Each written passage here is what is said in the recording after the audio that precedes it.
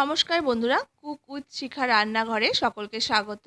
আজ শিম দিয়ে একদমই নতুন স্বাদের একটি রেসিপি নিয়ে চলে এসেছি। আশা করছি রেসিপিটা আপনাদের কাছে খুব ভালো লাগবে।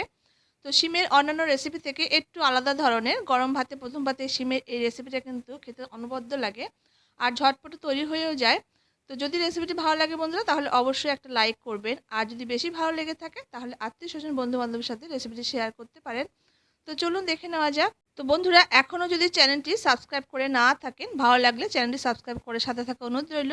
তো চলুন দেখে নেওয়া যাক। তো আমি এখানে শিম নিয়ে নিয়েছি।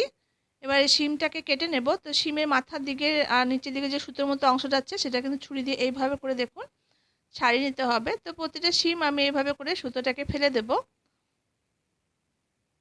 তো এখানে আমি বন্ধুরা শিমের পরিমাণটা বললাম না, আপনারা যতটা পরিমাণ করতে চান সেই পরিমাণ মতো কম বা বেশি করে নিতে পারবেন।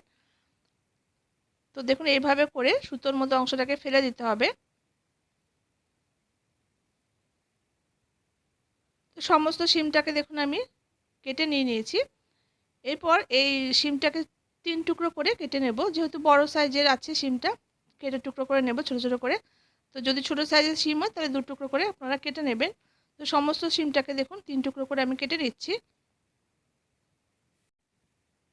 তো এইভাবে বন্ধুরা আমার মতো করে একবার এই শিমের এই রেসিপিটা করে খেয়ে দেখবেন। গরম ভাতে প্রথম পাতে কিন্তু দুর্দান্ত খেতে লাগে।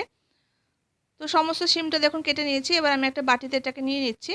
এবার বাটিতে নিয়ে আমি 2 থেকে 3 বার খুব ভালো করে জল দিয়ে আবার ধুয়ে নেব। এরপর গ্যাসের উপর একটা কড়াইতে আগে থাকতে আমি জল বসিয়ে দিয়েছিলাম গরম করতে। এবার ওই গরম জলের মধ্যে শিমটাকে দিয়ে মিনিট 4-5 মতো শিমটাকে একটু ভাপিয়ে নেব। তো সমস্ত শিমটা দিয়ে দিয়েছি। এরপর একটা ঢাকা দিয়ে শিমটাকে মিনিট 4-5 সময় ধরে একটু ভাপিয়ে নেব। তো শিমটা সেদ্ধ হতে থাকুক, এই সময় আমি একটা মশলা তৈরি করে নেব।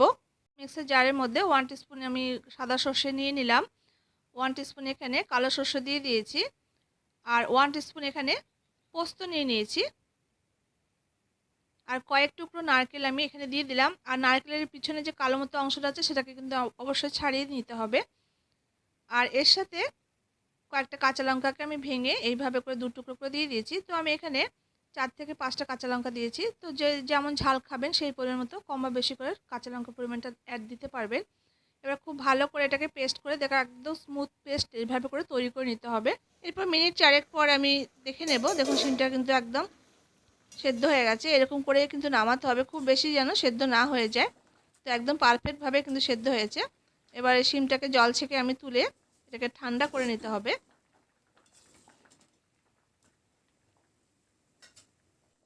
তো আমরা তো শিম বাটা ভর্তা বিভিন্ন রকম করে খেয়ে থাকি। তো এটা কিন্তু একটু আলাদা ধরনের। আর এইভাবে করে খেতে কিন্তু দারুণ লাগে গরম ভাতে প্রথম পাতে। তো একবার অবশ্যই ট্রাই করে দেখবেন, আশা করছি আপনাদের কাছে খুব ভালো লাগবে। তো শিমটাকে দেখুন আমি ঠান্ডা করে নিয়ে নিয়েছি একটা প্লেটের মধ্যে। এবারে আমি টেস্ট হিসেবে এখানে লবণটা দিয়ে দিলাম। আর যে মশলা পেস্ট আমি তৈরি করে রেখেছি সেই মশলা পেস্ট আমি দিয়ে দিয়েছি শিমের মধ্যে। এবার এই মশলাটাকে শিমের সাথে খুব ভালো করে এটাকে মাখিয়ে নেব। আর শিমটাকে একটু স্ম্যাশ ম্যাশ করে নিতে হবে। আর এখানে আমি 1 টেবিল স্পুন পরিমাণ একটু সরষের তেল ছড়িয়ে দিচ্ছি উপর থেকে। এবার এই মশলাটাকে শিমের সঙ্গে খুব ভালো করে মাখিয়ে নেব। আর শিমটাকে একটু হাত দিয়ে এইভাবে করে একটু ভেঙে ভেঙে নেব।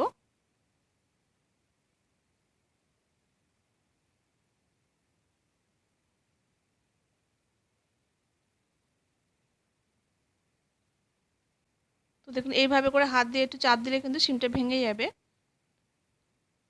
তো শিমটাকে দেখুন অল্প অল্প করে আমি ভেঙে ভেঙে নিয়েছি। একদমই কিন্তু মেখে কিন্তু আমি একদম চটকে নিইনি। তো শিমটাকে কিন্তু অল্প অল্প করে দেখুন ভেঙে নিয়ে নিয়েছি। এবার আমি নেক্সট স্টেপে চলে যাব। তো আমি গ্যাসের উপর একটা কড়াই বসিয়ে দিয়েছি, তাতে আমি সামান্য পরিমাণ সরষের তেল দিয়ে তেলটাকে গরম করে নেব। এবার এই গরম তেলের মধ্যে 1/2 টিস্পুন আমি কালো জিরে ফোড়ন দিয়ে দিয়েছি। আর এখানে একটা শুকনো লঙ্কা 2 ভাগ করে দিয়ে দিলাম। এবার ফোড়নটা একটু ভাজা ভাজা হয়ে যাওয়ার পর এখানে আমি 6-7টা রসুনকে একটু থেঁতো করে দিয়ে দিয়েছি। চাইলে আপনারা কিন্তু এখানে কুচি করেও রসুনটা দিতে পারেন। এবার রসুনটা দিয়ে নাড়াচাড়া করে রসুনটাকে হালকা করে ভেজে নেব। রসুনটা যেন খুব বেশি ভাজা না হয়ে যায়, তাহলে রসুন পোড়া পোড়া একটা গন্ধ বেরোবে। তো রসুনটা দিয়ে হালকা করে একটু ভেজে নেব। রসুনটা যেন একটু কাঁচা কাঁচা থাকে। তো দেখুন হালকা করে ভেজে নিয়েছি। এবার যে সিমের যে মিশ্রণটাকে আমি মেখে রেখেছিলাম সেই মিশ্রণটা আমি দিয়ে দিয়েছি তেলের মধ্যে। এবার এটাকে নাড়াচাড়া করে রান্না করে নিতে হবে।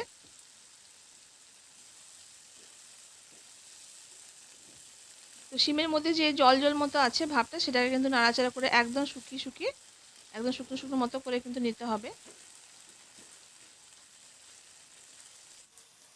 আর যেহেতু সর্ষে আছে, পোস্ত আছে, নারকেল আছে, এইভাবে করে কিন্তু খেতে দারুণ লাগে আর ভীষণ টেস্টি হয় গরম ভাতে প্রথম পাতে খেতে।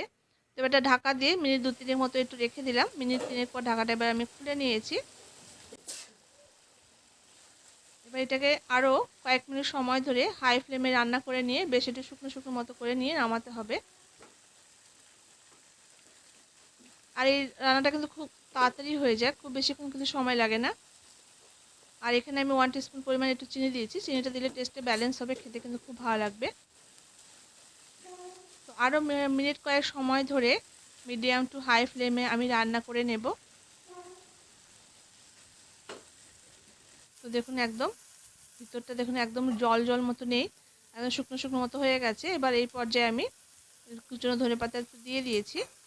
ধনেপাতাটা কিন্তু অবশ্যই দিয়ে নামাতে হবে, তাহলে কিন্তু ধনেপাতার সুন্দর একটা ফ্লেভার, খেতে ভালো লাগবে। এবার ধনেপাতাটা দিয়ে হাই ফ্লেমে আরও কয়েক মিনিট নাড়াচাড়া করে নিলাম। রান্নাটা কিন্তু একদম আমার তৈরি হয়ে গেছে। তো এরকম শুকনো শুকনো মতো করে কিন্তু নামাতে হবে। তো এইভাবে খেতে কিন্তু দারুণ হয়।